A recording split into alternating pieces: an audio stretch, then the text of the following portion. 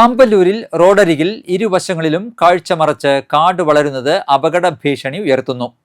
Alagappanagar school മുതൽ പള്ളിക്കുന്ന് വരെയുള്ള PWD റോഡിന്റെ ഇരുവശങ്ങളിലുമാണ് കാട് വളർന്നു നിൽക്കുന്നത്. അളഗപ്പനഗർ സ്കൂൾ പരിസരം മുതൽ പള്ളിക്കുന്ന് വരെയുള്ള റോഡിലൂടെയുള്ള യാത്ര ഇപ്പോൾ കാൽനടക്കാരെയും വിദ്യാർത്ഥികളെയും ഒരുപോലെ ഭീതിയിലാഴ്ത്തുകയാണ്. വാഹനങ്ങൾ വരുമ്പോൾ വശങ്ങളിലേക്ക് മാറി നിൽക്കാൻ പോലും ഇടമില്ലാത്ത തരത്തിലാണ് ഇവിടെ കാട് മൂടിക്കിടക്കുന്നത്. വലിയ വാഹനങ്ങൾ വരുമ്പോൾ കാൽനടക്കാർക്ക് വശങ്ങളിലേക്ക് മാറി നിൽക്കാൻ പോലും സാധിക്കാത്ത അവസ്ഥയാണ്.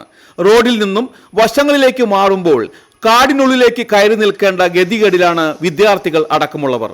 ഇങ്ങനെ മാറി നിൽക്കുമ്പോൾ പാമ്പ് ഉൾപ്പെടെയുള്ള വിഷജീവികളുടെ കടിയേൽക്കുമോ എന്ന ഭയത്തിലാണ് നാട്ടുകാർ. റോഡിലെ കാട് അടിയന്തരമായി വെട്ടിനീക്കി സഞ്ചാരയോഗ്യമാക്കണമെന്നാവശ്യപ്പെട്ട് PWD കൊടകര സെക്ഷൻ അസിസ്റ്റന്റ് എഞ്ചിനീയർക്ക് മനുഷ്യാവകാശ പ്രവർത്തകനായ സുരേഷ് ചെമ്മനാടൻ പരാതി നൽകി.